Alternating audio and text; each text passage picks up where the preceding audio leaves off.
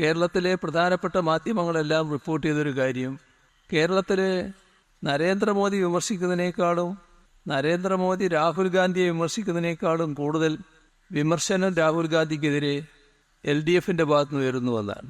അപ്പോൾ രാഹുൽ ഗാന്ധിയും നരേന്ദ്രമോദിയും നമ്മുടെ രാജ്യത്ത് ഒരു പ്രത്യേക നിലപാട് ഒന്നിച്ചെടുക്കുകയാണ്. അത് കേരളത്തിനെതിരായ നിലപാടാണ് എന്താണ് വസ്തുത. പ്രധാനമന്ത്രി പറഞ്ഞ കാര്യം നമുക്കൊന്ന് പരിശോധിച്ച് നോക്കാം. പ്രധാനമന്ത്രി രാഹുൽ ഗാന്ധിയെ, അതായത് കോൺഗ്രസിനെ വിമർശിക്കേണ്ടത് ഏത് വിഷയത്തിലാണ്? ഇപ്പോൾ കഴിഞ്ഞ 10 വർഷക്കാലം നരേന്ദ്രമോദിയുടെ നേതൃത്വത്തിലുള്ള കേന്ദ്ര സർക്കാർ നടപ്പാക്കിയ നയം BJPയുടെ നയം തന്നെ. പക്ഷെ അത് ജനവിരുദ്ധമായിരുന്നു. ആ നയം സമ്പന്നരെ അതിസമ്പന്നരാക്കുകയും അതിസമ്പന്നരെ കൂടുതൽ സമ്പത്തിലേക്ക് നയിക്കുകയും ചെയ്ത നയമാണ്. സമ്പന്നർക്കും അതിസമ്പന്നർക്കും കോർപ്പറേറ്റുകൾക്കും വേണ്ടിയുള്ള ഒരു നയം, പാവപ്പെട്ടവരെ കൂടുതൽ പാപ്പരീകരിച്ചൊരു നയം. നരേന്ദ്രമോദിക്ക് ചോദിക്കാം, അത് ഞങ്ങളുടെ നയമല്ലേ, BJPയുടെ നയമല്ലേ? അതെ, BJPയുടെ നയം തന്നെ, സംശയമില്ല. നിങ്ങൾ അധികാരത്തിൽ വരുന്നതിന് മുൻപ് ഇവിടെ ഉണ്ടായിരുന്ന ഗവൺമെന്റ് 2ാം UPA സർക്കാരായിരുന്നു, കോൺഗ്രസിന് നേതൃത്വമുള്ള സർക്കാർ. ആ സർക്കാർ നടപ്പാക്കിയ ജനവിരുദ്ധ നയങ്ങൾ രാജ്യത്താകെ കടുത്ത അസംതൃപ്തി ഉണ്ടാക്കി. ആ ജനങ്ങളുടെ അതൃപ്തിയായിരുന്നു നിങ്ങൾ ഉപയോഗിച്ചത്, നരേന്ദ്രമോദി ഉപയോഗിച്ചത്, BJP ഉപയോഗിച്ചത്. അന്ന് ഒരുപാട് വാഗ്ദാനങ്ങൾ ജനങ്ങൾക്ക് നൽകി. ആ വാഗ്ദാനങ്ങൾ പിന്നെ നിങ്ങൾ തിരിഞ്ഞു നോക്കിയില്ല, ജയിച്ചപ്പോഴും നോക്കിയില്ല. ഇതൊക്കെ നമ്മുടെ രാജ്യത്തിൻ്റെ അനുഭവമാണല്ലോ. പറഞ്ഞു വരുന്നത്, UPA ഗവൺമെൻറ് നയമോ 2ാം UPA ഗവൺമെൻറ് നയം അത് കോൺഗ്രസിൻ്റെ നയമായിരുന്നു. ഒരു കാര്യം, 2ാം UPA ഗവൺമെൻറ് നയവും, അതായത് കോൺഗ്രസിൻ്റെ നയവും, പിന്നീട് വന്ന BJP ഗവൺമെൻറ് നയവും തമ്മിൽ എന്തായിരുന്നു വ്യത്യാസം? നിങ്ങൾ ഓരോരുത്തരുടെയും നയം തന്നെ, ഒന്ന് കോൺഗ്രസിൻ്റെ നയമാണ്, ഒന്ന് BJPയുടെ നയമാണ്. പക്ഷേ എന്താണ് ജനങ്ങൾക്ക് അനുഭവപ്പെട്ട വ്യത്യാസം? ജനങ്ങൾക്ക് ഒരേ അനുഭവം, രണ്ടും തമ്മിൽ വ്യത്യാസമില്ല, രണ്ടും ഒരേ നയം. എന്താ അങ്ങനെ വരാൻ കാരണം? BJPക്കും കോൺഗ്രസിനും ഒരേ സാമ്പത്തിക നയമാണുള്ളത്. ജനങ്ങളെ കൂടുതൽ പാപ്പരീകരിക്കുന്നതാണ്. സമ്പന്നരെ അതിസമ്പന്നരും അതിസമ്പന്നരെ കൂടുതൽ സമ്പത്തുള്ളവരുമാക്കി മാറ്റുന്ന ഒരു നയം. അപ്പോൾ ആ കാര്യത്തിൽ നിങ്ങൾ ഏതിനെയാണ് കോൺഗ്രസിനെ വിമർശിക്കേണ്ടത്? ഞങ്ങളുടെ വിമർശനം എന്താ? ഈ രാജ്യത്ത് ജനദ്രോഹപരമായ നടപടികൾ BJP ഗവൺമെന്റ് സ്വീകരിക്കുന്നു. ആ നയങ്ങൾക്കെതിരെ അണിനിരക്കാൻ കോൺഗ്രസിന് കഴിയുന്നില്ല. കാരണം കോൺഗ്രസ് നേരത്തെ അംഗീകരിച്ചു വെച്ച നയം ഇതാണ്. അവർ പണ്ട് സ്വീകരിച്ച നയം തെറ്റായിപ്പോയി എന്ന് പറയേണ്ടി വരും. പക്ഷെ ഇതേവരെ പറഞ്ഞിട്ടില്ല. BJP ഗവൺമെന്റിന്റെ സാമ്പത്തിക നയത്തോട് യോജിച്ചു പോകാനാണ് കോൺഗ്രസിന് താല്പര്യം. നിങ്ങളെന്തിനാണ് നരേന്ദ്രമോദി, രാഹുൽ ഗാന്ധിയെയും കോൺഗ്രസിനെയും ഇക്കാര്യത്തിൽ വിമർശിക്കുന്നത്? നിങ്ങൾക്ക് വിമർശനമില്ലാലോ, നിങ്ങൾ രണ്ടു കൂട്ടരും ഒരേ നയമല്ലേ? പിന്നെ വിമർശനം വേണ്ടത്, നിങ്ങൾ സാധാരണ രാഷ്ട്രീയ പാർട്ടിയല്ല നരേന്ദ്രമോദിയുടെ നേതൃത്വമുള്ള പാർട്ടി, RSS നേതൃത്വം കൊടുക്കുന്നൊരു പാർട്ടിയാണ്. RSSന്റെ അജണ്ട നടപ്പിലാക്കാൻ ബാധ്യപ്പെട്ടൊരു പാർട്ടിയാണ്. നമ്മൾ മനസ്സിലാക്കിയെടുത്തോളം കോൺഗ്രസ് അതല്ല. കോൺഗ്രസ് എല്ലാ കാലത്തും അവകാശപ്പെട്ടുള്ളത് ഞങ്ങളൊരു മതനിരപേക്ഷ പാർട്ടിയാണെന്നാണ്. അപ്പോൾ RSS നയം നടപ്പിലാക്കാൻ ബാധ്യപ്പെട്ട നരേന്ദ്രമോദിയുടെ കക്ഷി 2019 2ാം ഊഴം കിട്ടിയപ്പോൾ, 2019 തെരഞ്ഞെടുപ്പിൽ നരേന്ദ്രമോദിയുടെ കക്ഷിക്ക് വീണ്ടും ജയിക്കാൻ കഴിഞ്ഞ് ഗവൺമെന്റ് രൂപീകരിക്കാൻ കഴിഞ്ഞതോടെ രാജ്യത്ത് നടപ്പാക്കാൻ പുറപ്പെട്ടത് RSSന്റെ അജണ്ടകളാണ്. RSSന്റെ അജണ്ടകൾ പലതുണ്ട്. നരേന്ദ്രമോദിയുടെ 2014 മുതൽ 19 വരെയുള്ള 1ാം ടേം അപ്പോഴും RSS നയം തന്നെയാണ് നടപ്പാക്കിയത്. അത് ഭരണഘടനാ സ്ഥാപനങ്ങളെയൊക്കെ തങ്ങളുടെ കാൽക്കീഴിൽ കൊണ്ടുവരലായിരുന്നു. എല്ലാം കാവ്യവൽക്കരിക്കലായിരുന്നു. എല്ലാറ്റിലും കഴിയാവുന്നത്ര സംഘപരിവാറുകാരെ കുത്തിക്കയറ്റലായിരുന്നു. RSSന്റെ തീവ്രമായ അജണ്ട നടപ്പാക്കാൻ രാജ്യത്തെ പരുവപ്പെടുത്തുകയായിരുന്നു ഉദ്ദേശം.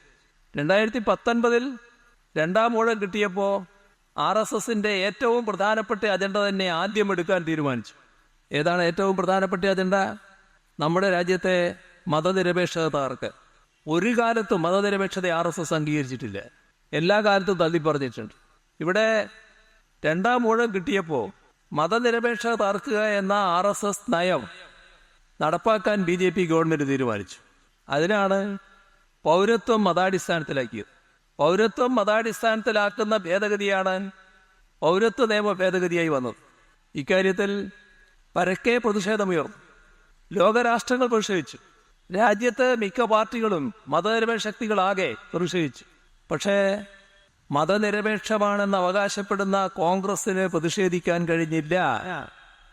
സാങ്കേതികമായി വിയോജിച്ചില്ല എന്നല്ല ഇതിന്റെ അർത്ഥം. പ്രതിഷേധം വേണ്ട രീതിയിൽ ഉയർന്നോ? പാർലമെന്റിൽ ഉയർന്നില്ല, പാർലമെന്റ് പുറത്തു ഉയർന്നില്ല. ഡൽഹിയിൽ കനത്ത പ്രക്ഷോഭമായിരുന്നതിന് കോൺഗ്രസ്സുകാർ എവിടെയും കണ്ടില്ല. നരേന്ദ്രമോദി, നിങ്ങൾക്ക് കോൺഗ്രസിനെ വിമർശിക്കേണ്ട കാര്യം വരുന്നില്ലാലോ. അപ്പോ നിങ്ങൾ കോൺഗ്രസിനെ വിമർശിക്കേണ്ട കാര്യമില്ലാലോ. നിങ്ങൾ ഉള്ളാരെ ചിരിച്ചുകൊണ്ട് കോൺഗ്രസിന്റെ നിലപാട് സ്വാഗതം ചെയ്യല്ലേ? കാരണം നിങ്ങളുടെ നിലപാടിനോടൊപ്പം കോൺഗ്രസ് അണിനിരക്കുന്ന കാഴ്ചയല്ലേ നിങ്ങൾ കാണുന്നത്. അപ്പൊ നിങ്ങളെന്ത് രാഹുൽ ഗാന്ധിയെ വിമർശിക്കണം? ഒരു മതനിരപേക്ഷമാണെന്ന് അവകാശപ്പെടുന്ന പാർട്ടി സംഘപരിവാറിന്റെ നിലപാടിനോടൊപ്പം യോജിക്കുന്നു, സംഘപരിവാറിന്റെ അജണ്ടയോടൊപ്പം നിൽക്കുന്നു. ഇതിൽ പരം സന്തോഷം തരുന്ന കാര്യം മറ്റെന്തുണ്ട് നിങ്ങൾക്ക്? മോദി, നിങ്ങളെന്തിന് രാഹുൽ ഗാന്ധിയെ വിമർശിക്കണം? നിങ്ങൾ രാഹുൽ ഗാന്ധിയെ മനസ്സാ അഭിനന്ദിക്കുകയല്ലേ? അതല്ലേ ഉണ്ടാകുന്നത്. ഞങ്ങൾ എന്തുകൊണ്ട് വിമർശിക്കുന്നു? കോൺഗ്രസിന്റെ മതനിരപേക്ഷത എവിടെ പോയി? അതാണ് ഞങ്ങളുടെ ചോദ്യം. നിങ്ങൾ ആ ചോദ്യം ചോദിക്കേണ്ടവരല്ല. മതനിരപേക്ഷത ഇല്ലാതായാൽ സന്തോഷിക്കുന്നവരാണ് നിങ്ങൾ. BJP, കോൺഗ്രസും സംഘപരിവാർ മനസ്സിനോടൊപ്പം യോജിക്കുന്നു എന്ന് വരുമ്പോ നിങ്ങൾക്ക് അതിരറ്റ സന്തോഷം. ഞങ്ങൾക്കതല്ല. എങ്ങനെയാണ് കോൺഗ്രസ് ഈ രീതിയിൽ അധപ്പതിക്കുന്നത് എന്നാണ് ഞങ്ങളുടെ ചോദ്യം. അവിടെയാണ് ഞങ്ങളുടെ വിമർശനം. ഡൽഹിയിലെ പ്രക്ഷോഭത്തിൽ എവിടെയെങ്കിലും കോൺഗ്രസ് ഉണ്ടായോ? പോട്ടെ, കേരളത്തില് ഞങ്ങളെല്ലാം ഒന്നിച്ചാണ് നരേന്ദ്രമോദി നിങ്ങളുടെ നിയമ ഭേദഗതിയെ എതിർത്തത്. ഞങ്ങൾ ആദ്യം പറഞ്ഞു, സംസ്ഥാന ഗവൺമെന്റ് ആദ്യം പറഞ്ഞു, ഈ നിയമ ഭേദഗതി കേരളത്തിൽ നടപ്പാക്കില്ല എന്ന് ഉറപ്പിച്ചു പറഞ്ഞു. ഞങ്ങൾ അവിടെ നിർത്തിയില്ല. എല്ലാവരും കൂടിയുള്ള ഒരു പ്രതിഷേധ സംഗമം വെച്ചു. അതിൽ കോൺഗ്രസും ഉണ്ടായി, പ്രതിപക്ഷ നേതാവും ഉണ്ടായി, എല്ലാ പ്രതിപക്ഷ നേതാക്കളും ഉണ്ടായി. സർവകക്ഷി യോഗം ചേർന്നു, എല്ലാവരും ഉണ്ടായി. നിയമസഭ പ്രത്യേകം വിളിച്ചു, എല്ലാവരും വന്നു. ഈ നിയമ ഭേദഗതി പിൻവലിക്കണമെന്ന പ്രമേയം ഐകണ്ഠ്യേന പാസാക്കി പ്രതിപക്ഷ നേതാക്കൾ കൂടി അതിന്റെ കൂടെ. ഇതെല്ലാം കഴിഞ്ഞപ്പോ കേരളത്തിലെ കോൺഗ്രസ്, മറ്റാരുമല്ല KPCCയുടെ പ്രസിഡന്റ്, പരസ്യമായി രംഗത്ത് വരികയാണ്. അദ്ദേഹത്തിന്റെ ഒരു ചോദ്യം, കേന്ദ്രം പാസാക്കിയ നിയമം ഇവിടെ നിയമസഭ പ്രമേയം പാസാക്കിയത് കൊണ്ട് നടപ്പാകാതെ ഇരിക്കുവോ? എത്ര ചരിത്ര നിഷേധമുള്ള ചോദ്യമാണെന്ന് നോക്കും. തൊട്ടു പിന്നാലെ അദ്ദേഹം പറഞ്ഞു, ഇനി ഞങ്ങൾ യോജിച്ച പ്രക്ഷോഭത്തിനില്ല. നരേന്ദ്രമോദി, നിങ്ങൾക്ക് എത്രമാത്രം സന്തോഷം പകരുന്ന കാര്യമാണത്. കാരണം നിങ്ങളുടെ നിലപാടിനുള്ള അംഗീകാരമല്ലേ. നിങ്ങൾ പൗരത്വം മതാടിസ്ഥാനത്തിലാക്കുന്നു എന്ന ഭേദഗതി കൊണ്ടുവന്നപ്പോ അതിനെതിരെ കേരളമാകെ ഒന്നിച്ച് പ്രതിഷേധിക്കുന്നിടത്ത് നിന്ന് കോൺഗ്രസ് പരസ്യമായി പറയാണ്, ഞങ്ങൾ ഇനി യോജിച്ച പ്രക്ഷോഭത്തിനില്ല. നിങ്ങൾക്ക് സന്തോഷം വരില്ലേ? നിങ്ങൾ എന്തിനെ രാഹുൽ ഗാന്ധിയെ വിമർശിക്കണം? അതല്ലേ വസ്തുത. വിമർശിക്കേണ്ട കാര്യം വരുന്നില്ലല്ലോ. ഇതെല്ലാം 4 വർഷം മുൻപുള്ള കാര്യമാണ്. ഇപ്പൊ 4 വർഷത്തിന് ശേഷം നമ്മുടെ രാജ്യത്ത് ഈ നിയമം തെരഞ്ഞെടുപ്പിന്റെ തൊട്ടു മുമ്പ്, തെരഞ്ഞെടുപ്പിന്റെ പടിവാതിൽക്കലാണ്, നടപ്പാക്കാൻ ചട്ടം കൊണ്ടുവന്നു. എല്ലാവരും പ്രതിഷേധമായിട്ട് രംഗത്ത് വന്നു. കോൺഗ്രസ് ഉണ്ടായോ പ്രതിഷേധിക്കാൻ? കോൺഗ്രസിന്റെ ശബ്ദം ആരെങ്കിലും കേട്ടോ? എന്തേ പ്രതിഷേധിക്കാതിരുന്നത്? കോൺഗ്രസിന്റെ പ്രസിഡന്റിനോട് ഒരു ദിവസം മാധ്യമപ്രവർത്തകര് സന്ധ്യ കഴിഞ്ഞപ്പോൾ ചോദിക്കുകയാണ്. ഒരു മാധ്യമപ്രവർത്തകരെ അദ്ദേഹം കാണുമ്പോൾ, ഇങ്ങനെ ചട്ടഭേദഗതി വന്നല്ലോ, എന്താണ് കോൺഗ്രസിന്റെ അഭിപ്രായം? എന്താ മറുപടി? രാത്രി ആലോചിച്ച് പറയാം. എന്തൊരു പരിഹാസ്യ നിലപാടാണെന്ന് നോക്കണം. എന്തൊരു കുളിർമ ആരുടെ മനസ്സിനെ? നരേന്ദ്രമോദിയുടെ മനസ്സിനെ. കോൺഗ്രസിന്റെ പ്രസിഡന്റിനെ മാധ്യമപ്രവർത്തകർ ചോദിച്ചപ്പോ മറുപടിയില്ല. രാത്രി ആലോചിക്കട്ടെ എന്നിട്ട് പറയാം എന്ന മറുപടി. നിങ്ങള് ആ കുളിർമയുള്ള മനസ്സുമായിട്ട് കോൺഗ്രസിനെ നോക്കിക്കാണുകയല്ലേ. പിന്നെ എന്തിനു നിങ്ങൾ വിമർശിക്കണം? രാഹുൽ ഗാന്ധി ഇവിടെ വന്നപ്പോ രാഹുൽ ഗാന്ധിക്ക് വലിയ പരാതി, അദ്ദേഹത്തെ വിമർശിക്കുന്നു. ഇപ്പൊ രാഹുൽ ഗാന്ധിയുടെ പ്രിയപ്പെട്ട സഹോദരിയും ഇവിടെ വന്നു, അവർക്കും വലിയ പരാതി, എന്റെ സഹോദരനെ ഇവിടെ വിമർശിക്കുന്നു.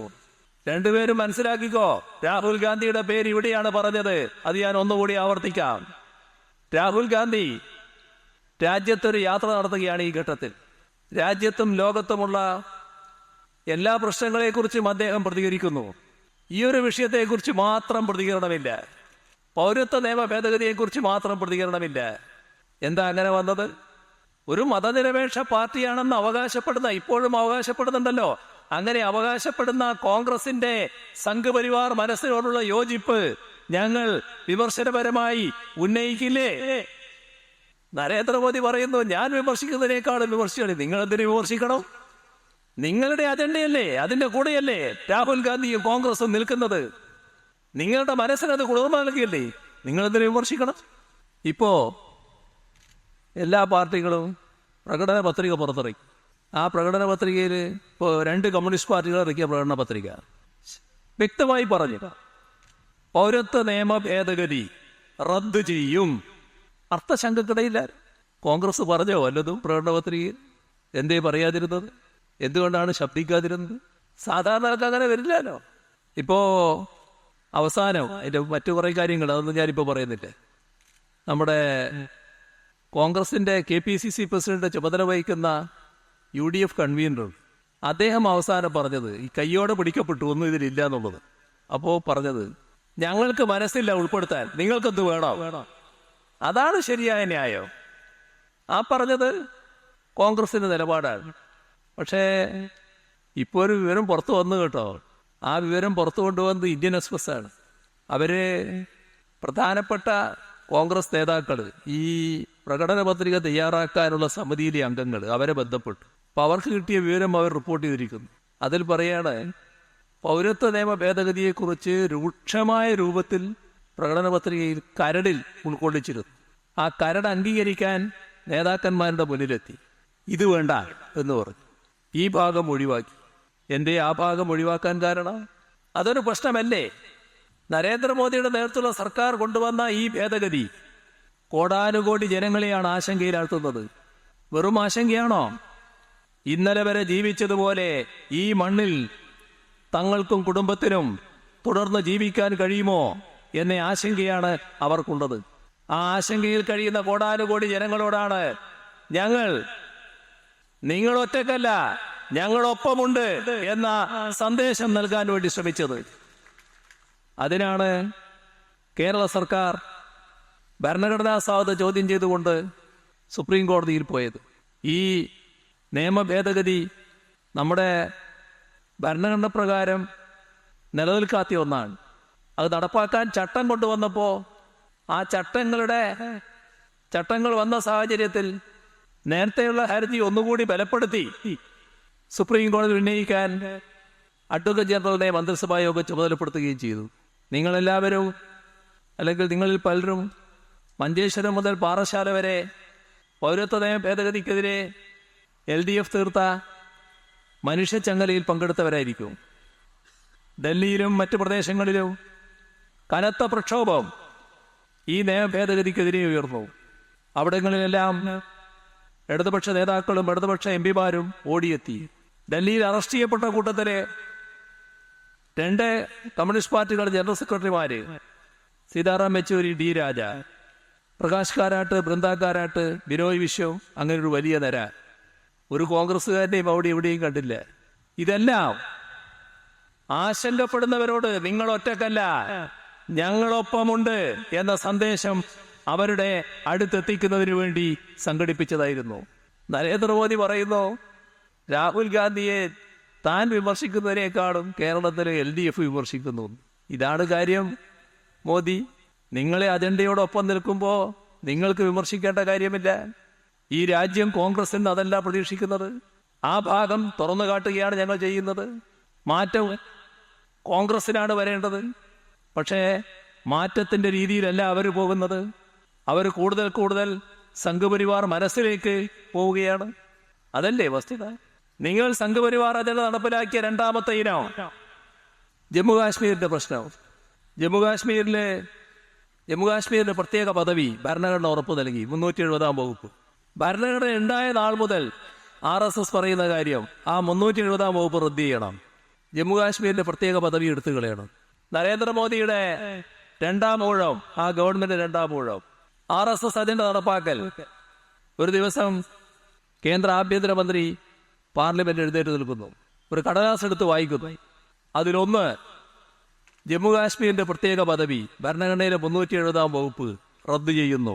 2 ജമ്മുകാശ്മീരിന്റെ സംസ്ഥാന പദവി എടുത്തു കളയുന്നു. 3, ജമ്മുകാശ്മീരിനെ കഷണങ്ങളായി വിഭജിക്കുന്നു. മതനിരപേക്ഷ ശക്തികൾ ആകെ എതിർത്തു.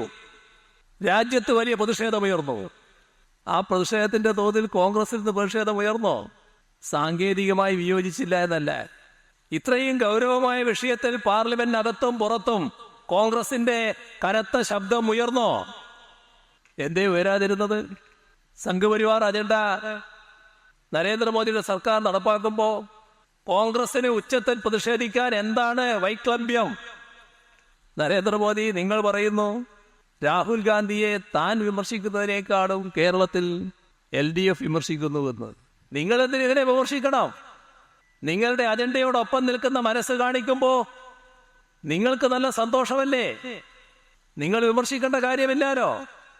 അതല്ലേ വസ്തുത. ഞങ്ങളോ മതനിരപേക്ഷത ദുർബലപ്പെടുന്ന കാര്യം അതീവ ഗൗരവത്തോടെ കാണുന്നു. അതാണ് ഞങ്ങൾ തുറന്നു കാണിക്കുന്നത്.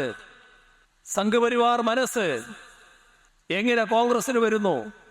ജമ്മുകാശ്മീർ വിഷയത്തിൽ BJPയെ രഹസ്യമായി അഭിനന്ദിച്ച എത്ര കോൺഗ്രസ് നേതാക്കളുണ്ട്?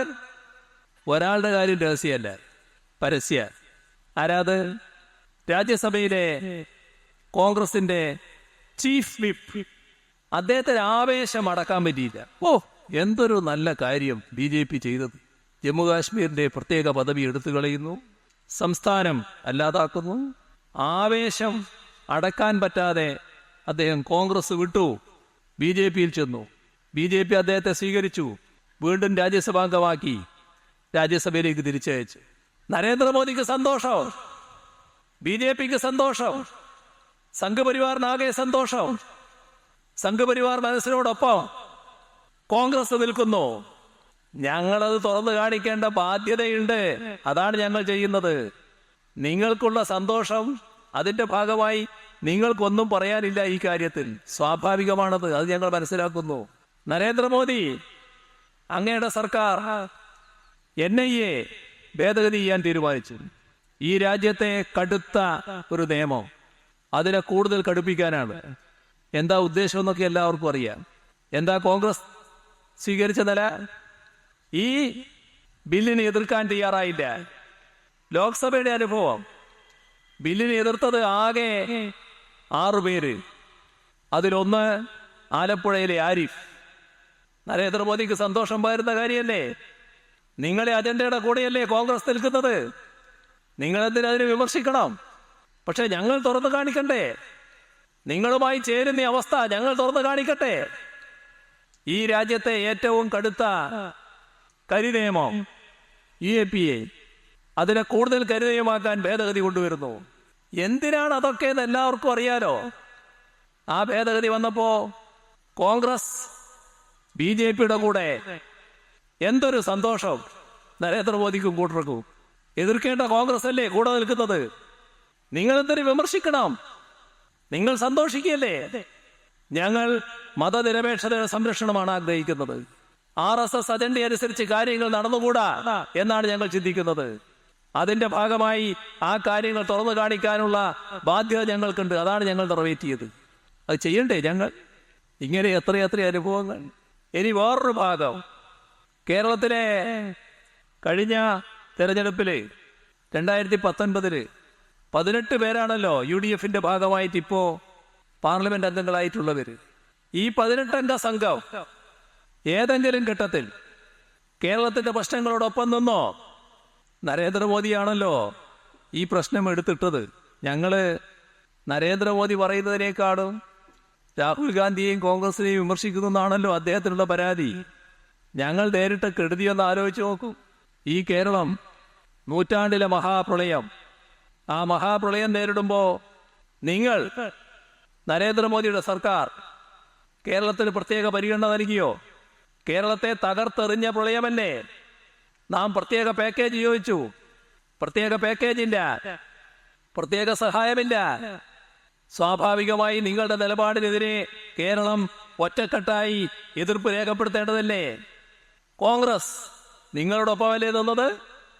നിങ്ങളുടെ ഭാഗം ന്യായീകരിക്കാനല്ലേ കോൺഗ്രസ് ആ ഘട്ടത്തിൽ ശ്രമിച്ചത്? കേരളത്തിന് സഹായം നൽകാൻ തയ്യാറായ രാഷ്ട്രങ്ങൾ ആ സഹായം സ്വീകരിക്കില്ല എന്ന് നിങ്ങൾ പ്രഖ്യാപിച്ചു. അതിനെതിരെ അരയക്ഷരം കോൺഗ്രസിന്റെ ഭാഗത്ത് ശബ്ദമില്ല. നരേന്ദ്രമോദിക്കും BJPക്കും സന്തോഷം. കാരണം കേരളത്തിനെതിരെയുള്ള നിലപാടിൽ കോൺഗ്രസും അതിനോടൊപ്പം നിൽക്കുന്നു, UDFും അതിനോടൊപ്പം നിൽക്കുന്നു. ഇതല്ലേ നമ്മുടെ അനുഭവം? നമ്മുടെ പ്രവാസി സഹോദരങ്ങൾ ലോകത്തിന്റെ വിവിധ ഭാഗങ്ങളിൽ അവർ പറഞ്ഞു, ഞങ്ങൾക്ക് സഹായം സ്വരൂപിക്കാൻ പറ്റൂ, നിങ്ങൾ ഏതെങ്കിലും മന്ത്രിമാർ വരണം, അത് ഞങ്ങൾക്ക് കൂടുതൽ ഉത്തേജനമാകും. ഞങ്ങൾ അയക്കാൻ തീരുമാനിച്ചു. മന്ത്രിയുടെ വിദേശ സന്ദർശനത്തിന് കേന്ദ്രത്തിന്റെ അനുമതി വേണം. കേന്ദ്രം അനുമതി നിഷേധിച്ചു. നിങ്ങളെ കൂടെ കോൺഗ്രസ്, അതിനെതിരെ അരയക്ഷരമില്ല. ഇതല്ലേ ദുരിതകാലത്തുള്ള നമ്മുടെ അനുഭവം? നരേന്ദ്രമോദി ഇപ്പോൾ പറയുന്നു, ഞാൻ കേരളത്തെ വികസിപ്പിക്കും. ആപത്കാലത്ത് സഹായിക്കാത്ത നിങ്ങളാണോ കേരളത്തെ വികസിപ്പിക്കാൻ നോക്കുന്നത്? നമുക്കറിയില്ലേ ഇതൊക്കെ? ആര് വിശ്വസിക്കും? ഇതല്ലേ വസ്തുത.